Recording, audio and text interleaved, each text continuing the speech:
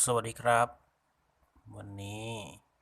ผม BTS นะครับก็มีข่าวสารเกี่ยวกับตัวเลขมาฝากทุกท่านอีกเช่นเคยนะครับก่อนจะไปติดตามรับชมข่าวสารเกี่ยวกับตัวเลขนะครับผมก็จะมีคำเตือนนะครับคลิปนี้นะครับทำขึ้นเพื่อความบันเทิงเท่านั้นนะครับ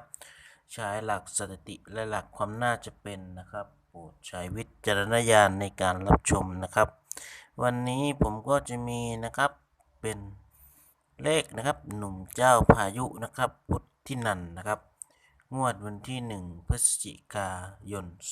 2562มาฝากพี่น้องที่รักทุกท่านอีกเช่นเคยนะครับ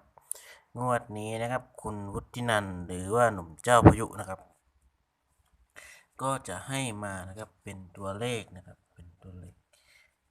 ลขก็จะมีนะครับ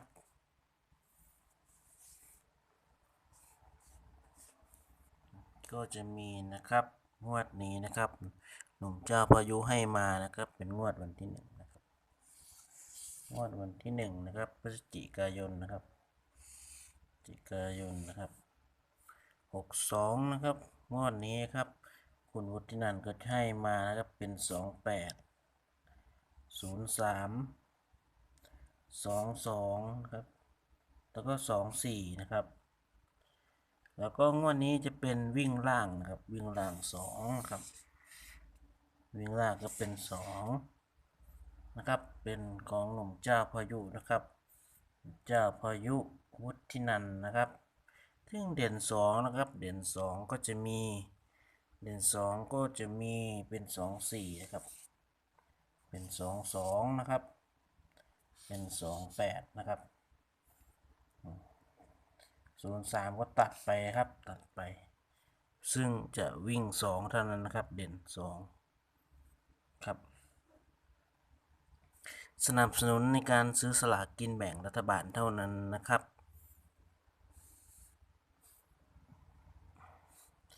ก็จะประมาณนี้นะครับสำหรับ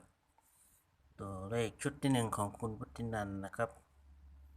สุดท้ายนี้ขอให้ทุกท่านนะครับโชคดีมีชัยนะครับ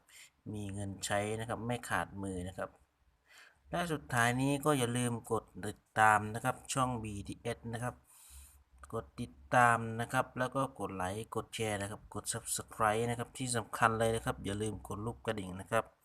เพื่อจะไม่พลาดคลิปใหม่ๆนะครับ